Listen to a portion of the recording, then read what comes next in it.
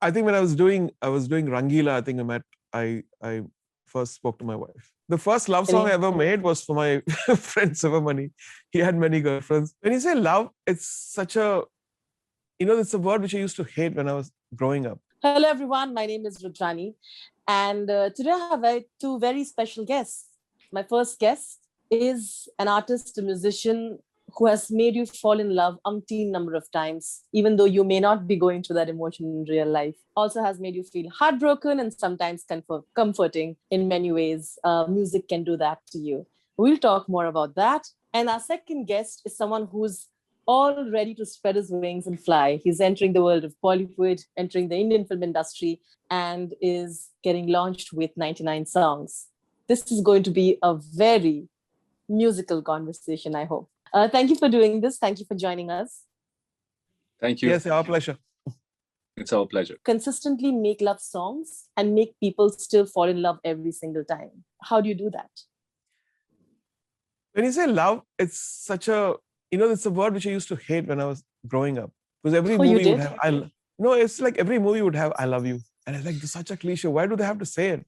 Why can't they just act? Or why can't they just express it in different ways? In movies when I was growing up, because I was playing for other movies. But then I realized love is not just that. Love is not a bad word. Love has got so many different things contained in it. It's got empathy.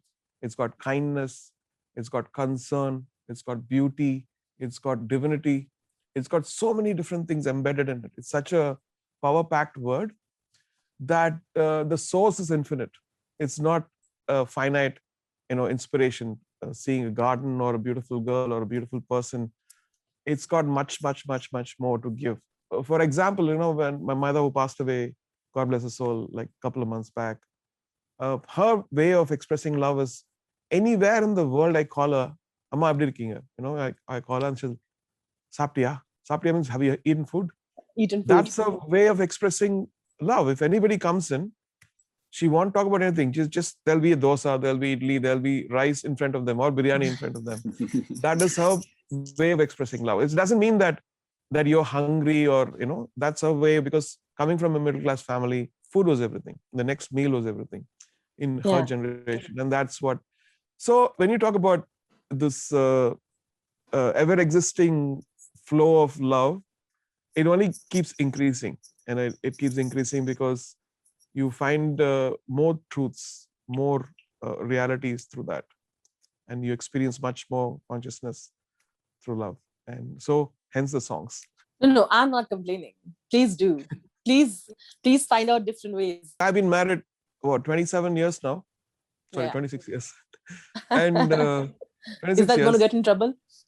No. What I'm saying is, when you are living with someone and it's a family, it's part of your life. She's my wife, Sarah. So sometimes when I hear a song by Frank Sinatra, or it could be a old Lata Mangeshkar song, Madan Mohan song, or even a Tamil song by P. Shushila, MSV, it completely rekindles the zone where you first met a person. You go back to those days and you forget everything. You forget, anything, conflicts, this, that, and then you just go to that pure state of. So I think music has this quality to transport you to the first impression of when you fell in love. Do you remember the first time you wrote a love song? And the first love song I ever made was for my friend Sivamani. He had many girlfriends. So every time he has a new foreign girlfriend, I'm like, A.R., please write a love song. So I was this permanent songwriter for our band, actually, because he was in a band. But the one that you wrote for yourself, where you thought you were in love and you wrote, do you remember that song? That the first time you wrote something where you felt so deeply about someone? I think when I was doing Rangila, I think I first spoke to my wife. So when I was composing that soundtrack is when I think, there's all too much confession happening. Ooh, but I love this, right? Because no wonder now you know why Rangila sounds that magical. Which song particularly? Before I get Ehan in this. I think the whole soundtrack. The whole soundtrack was. I was in Ram Gopal Verma's flat in Mumbai, and I was composing. Then I first, Ehan, did you know that? No, this is what it takes to make those. Because I never told anywhere. This is your first time. Yeah, no, I was not aware of it. It's the first confession I think Sir has talked about. Tell me when you fell in love with the Rahman music, and of course the fact that you are now being launched in a film that'll have such magical songs, and you get to play a musician who goes through what he's going through to create music. Yeah. So I think the first, my brother, my elder brother, and my cousins, they were huge fans of Rahman. The first ever cassette which my brother got, he had this Walkman, was Dil Se, and he would listen to it day and night. In fact, he would sleep with it. It would put him to sleep also. So The would track my is so worth cousins it. and everyone. And that time, like, we didn't have reach of internet, right? And back in those Correct. days. So we only know this name on the cassette, A.R.Rahman. Later on, again with Tal and all the magical masterpieces that he has given us. So I would say, like, I was so influenced by Rahman sir's music all my life. I'm a big I listen to all sorts of music in the world. So listening to Rahman sir's music every time with every different album, it was, there's a song, I don't know, sir, you can comment on it. There's a song, Dil Hai Chota Sa Choti Si Asha. It was back there in 90s, and I think it has a reggae beat in it. Even yesterday I was at this concert, and I had not heard that song. It had opera in it, and all of a sudden there are drums, and I'm like, wow. I mean, how does he come across with stuff like that? And every time, like how we fans say, like, Rahman sir's song grows on you. It has happened so many times. Like the first time you hear it, it's like you try to crack it because it's so different from what you hear. There, the dynamics of the song and how it's written and how it's composed, it's entirely different. And what do you do? Like, I think every song has a life, I believe. But for me, honestly, I swear to God, like every time I listen to Dil Se, it feels like, yaar, ye gana to, till the time I'm on this planet, it will stay with me. All these songs will stay with me. Like when you go to Ajmer or something, the first thing that strikes your mind is like Kun Faya Kun. So he has given so much to India that to every place you go to, his songs kind of remind you of that. The moment you land in Bombay, you play your head starts to play Bombay theme. Dun, dun, dun, dun, dun. And to know that Rahman sir has selected me for this film. I mean, there were like, sometimes I used to literally be like, is this for real? Like, is this actually happening? That I'm being launched by Rahman sir. And on top of that, it could have been like that. You know how there's a relations like producer actor where everything is through emails and it's so formal between you. But honestly, I keep telling people, like, if he had a brother, he would treat him the same way. For me, it has nothing but conversations about how to be inspiring and how to be a good human with him. It has never been about he's not a preacher, and he doesn't preach like, oh, you know what, you should do this, you should be a good actor, you should act like this, you should choose these movies. He kind of makes you so comfortable in his presence, and he talks to everyone. I swear, he talks to everyone in the same way, which I've learned from him, how to be so humble at this level and how to be so hostile towards everyone. He would talk to hostile. If he meets to like if he meets a king of any country. Did you say hostile to everyone? Yeah, he just yeah, he talks to everyone in the same way, and that's what I felt like. I felt like, wow, A.R. Rahman is what is A.R. Rahman for me? A.R. Rahman is home for me. It's like it's beautiful. It's my gar. That's where I belong. He's given me that a place in this world. That's because he stayed in Chennai for like a year to learn, piano, the conservatory. Yeah, so it was yesterday they taught him how to wear a lungi. Oh, really? In the show. Yeah. And what did you manage comfortably? Yeah, wearing it. Wearing it and dancing with it. That's the cool thing. There have been so many people who come to you and tell you that, oh, your music puts me in a trance and, has helped me through my breakup, has helped me through this phase. Who is one artist, I know it's difficult for you, who has helped you get through your lows in life and has put you in a trance? Who's that artist you think? I think the two artists. The two artists. Every time you put the music, you feel like you have to do stuff. You have to there's greatness embedded in it. There's one is Michael Jackson, one is Nusrat Fateh Ali Khan Sahab. And so they, when I listen to those qawwalis, I don't like, usually I hated qawwalis because it is so high intensity singing. But then with Nusrat, everything changed. When I listened to him, the combination of his voice and the compositions and the recording with Peter Gabriel, Real World Studios, that was for me the new rock anthems. The person was listening to, Queen and Rush and all this stuff. I switched. This is my rock music now.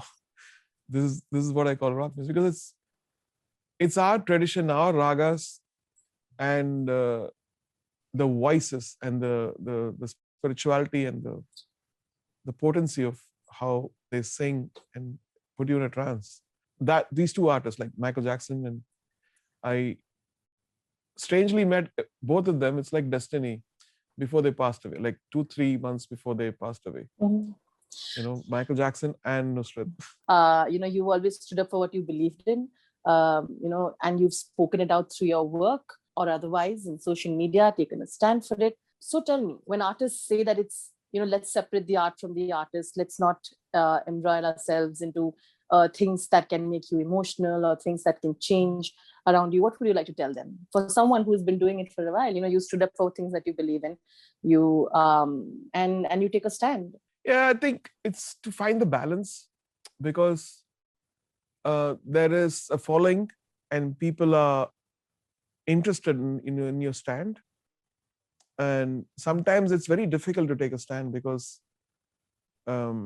you look at the larger integrity of something, the larger unity of humanity.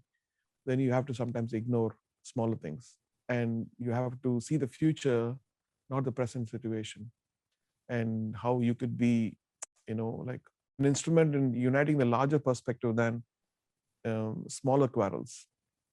Because everybody wants to, like, why don't you give a voice for this? Why don't you give a voice for that? And then when something is already too loud, my voice won't be heard.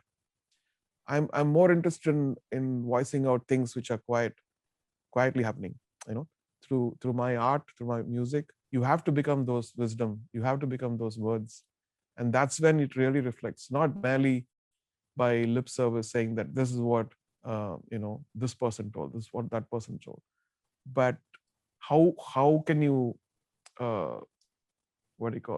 realize it? How can you become that is the challenge for each of us. Like, there are many stories about even Gandhiji, like somebody came in and said that my son is eating too many sweets, so tell him not to eat. He'll listen to you. So he said, come after 3 days. And after 3 days, he said, don't eat sweets. The reason because he was eating sweets, and he, I believe, stopped eating 3 days, and he advised. He was not a hypocrite. So that's a good lesson for all of us to learn. When we practice something, we should preach that. Otherwise, keep quiet, do your work. So what are a few things about the Indian film industry, especially the music industry, that still bothers you, and you hope that changes for the better of music everywhere else? I think not. I want to go into politics. I don't want to go into things. I think now is the time where everybody's empowered. There are many companies which are so empowered, and they have money. They have all the things. They should invest in bringing the beauty of Indian classical music, our culture, and taking it much further to the world, rather than exploitative, tracks which are just made to be felt like this is the kind of thing you need to listen to, and this is what we want you to listen to. There's so many hidden gems, and there's so many documentaries which could be made, because the quality of musicians the last 100 years is incredible. Some of them we don't even know. Some of them we see these archives from 50s and 60s and realize, oh my God, this person has made this instrument shine. This person has made, all the principles of vocals is dismissed and is gone beyond it. So this is what I want the younger generation to discover, and I hope the music companies take heed of that and bring all this beauty out. The last time you chose to spoke about it, you got massive support on Masakali. Everywhere, all they said is that, we don't want to hear anything else, and don't touch Rahman Classics. Is that? Thank you for the support. Have you made peace with that fact? Because I know there are few songs of yours that have been remixed already. There are, I'm sure, many that people will want to, like you said, at some time want to do it. And have you gotten over that period and you've made peace with it, or does that really bother you still, like it bothers No, everybody else? I think it was pretty loud at that time, and I was just upset because people's memories are still embedded in a track, just like 10 years back, and then suddenly you can't take that and put it somewhere else, and it looks like very weird. It looks like cannibalism, you know. And because you can never get, it's like even 99 songs released a year back, and now is when people are really immersed in the music. They realize each track, and they have opinions about it. They have beautiful, experiences they're sharing, which is fantastic. And this is how I think music should be released much earlier, because people's concentration or attention is now little. So we need to give more time to them if you want them to seep into things which are a little more complex and which more, yeah. So will you be okay if they eventually next year they plan to remix 9 less songs from 99 songs? Would you be okay with that? Well, I mean, the answer you want me like yes or no? No, I won't be okay. No, I mean, you won't be okay with it. Okay, fair enough. So you're still not okay with people touching your classics, right? Yeah, yeah. I think there you are. I feel, I feel like if you don't have fresh water, you can get bottled water. I think there's a lot that he said with that sentence. Everybody who's hearing, some of your songs are very particularly towards how music can unite us and unify us. Does it bother you sometimes when we see things happening around the world, when religion or other things are used as a dividing factor? And how do you think music can inculcate this and hopefully highlight it more, especially for an artist who has done that and spoken about what impact religion can have, whatever your religion might be? Yeah, I think greatest art always come from when the society is adverse, war happens, and there's a beautiful symphony which is being created, countering.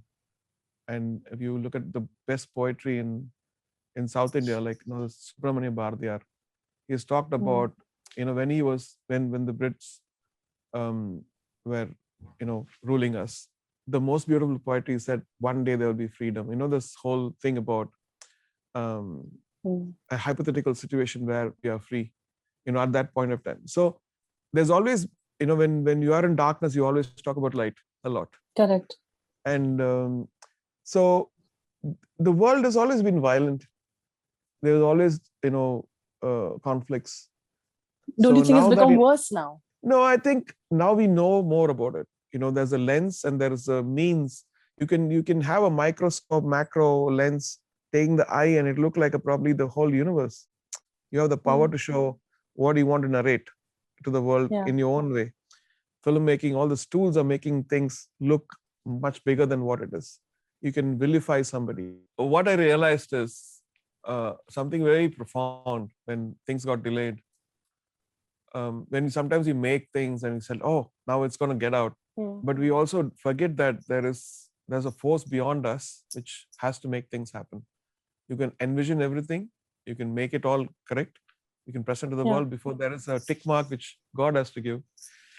And I was telling Ehan, I think all of us have to become worthy of, then only that will release. I think we should be worthy of a product being shown to people, of taking their time. They're going to take their time. Most important thing is time, right? You can get money back, you can get everything back, but lost time you can never get. So are we worthy enough for people to see our work? And the next day, I think I got a call saying that we have a release date. Yeah. So I was waiting for my words to come out so that I could share with Ehan and myself. And I was thinking, am I worthy to become this writer or producer to do, when there are so many greats doing great stuff, am I worthy enough to show my work with my team to the world? The real truth is within you. If you close your eyes, you'll realize what the truth is. And you don't need 1,000 channels and, infinite Instagram accounts and Facebook accounts to tell you what is right, what is wrong. You close your eyes and think and put your conscience there. I think it'll tell you what the truth is. And if you can listen to your voice, inner voice, and listen to the truth, that's the best thing than any other medium. So good. Does that scare you? I mean, and no, does the social media sometimes bother you as a father when you watch what your daughter goes through, or watch how other actors go through the trolling? Because often, I also feel like your daughter is a woman in her own right. You know, she's so strong-minded, and that's beautiful. Oh, she's a rock star. I am so jealous of her that she has the courage to do what she's doing and not bothered about, like she can throw anything. You can give her in crows and she can throw it. Like she's got that attitude where she stands for what she believes in. And so we're all so proud of her. And she's also standing, I think, doing this for a greater purpose, to be a guide and to be this motherly character to so many helpless women, and so to probably saving them from getting exploited. So she's got great vision about her foundation, and we're all so proud of her, and I'm sure that God will bless her immensely, and all the people whom she has interacted have great kind things to say about her. Do the trolls scare you sometimes when you see that happening? Because for your loved ones, you sometimes get protective, right? No, I think nobody is kept. I mean, every person in the world is getting trolled.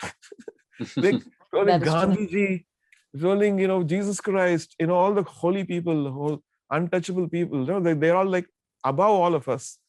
And so I think sometimes it's lack of knowledge, and we all realize. So I think a word or a comment put on should never be when, like, if God is questioning you on the day, why did you put that comment? Do you know the truth? I always think, like, can I answer that question if God is asking me? I think that's what I would tell to my people, to my children. Like, whenever you put something out, will you be proud of it in 10 years? And if you do something stupid, it's going to be your guilt factor, which is going to, be a dark shade. By the way, you also got a lot of love for your video with Nora. So it helped you, it put you there. Did you get a lot of people sliding into your DMs? Yeah, giving compliments to you? I had to go live to thank all of them, because when the video got released in a week, I had 200 fan pages. Wow. Named like Ehan ki Mastani, Ehan ki Diwani, Ehan Iranian, Ehan Bangladesh, Ehan from so and so countries. And I was like, wow, people have so much love in them, That also brings me to the fact that, when you're doing a film like this, do you take experiences from your own heartbreak or your own failures sometimes? Do you recollect that? Do you remember your heartbreak or that painful moment to channelize that energy into it? Yeah, of course. Since I'm an actor who's just starting out, I have faced a lot of struggles in my life, and so does my character. And somehow, when I was portraying my character, I kind of reflected on my own life, and it had some elements that I embodied, in my character as well, because I was going through some tough times. So does my character. I had this dream of, being in Bollywood and being an actor, but it's not a cakewalk. You just don't come in Bombay and you have a film there for you. I had to struggle to pay my rent. I used to see price tags of everything. And then somehow God was kind. I got this opportunity to work for this film, and which changed everything for me, which kind of made me sane in my headspace. Before this project, I was all over the place, not in a good space not in a good headspace. I'd like to end it by asking you, Rahman, we are talking about struggles of an artist, right? What is it that you'd like to tell young artists, young actors today who are coming in the industry with so many dreams and hopes? You've been around, you've seen it, you've seen so much happening around you. What would you like to tell them? And what is it that you hope? I think when you come with good principles and everything, lean on to it and be patient and be the best. Because if you put yourself out there, like when I put my music, even now, and I think like there's so much of composers now, so many great artists now coming in, younger people and older people. How will this stand, against all that stuff? Put your stuff, in the world and see whether you will stand a chance. If you're not good enough, work for it, and then find ways how you'll shine out and how you'll be different. Don't be a sheep, be a leader. But thank you once again. It's lovely chatting the two of you. I hope you had fun as well. Thank you. Thank you. Thank you.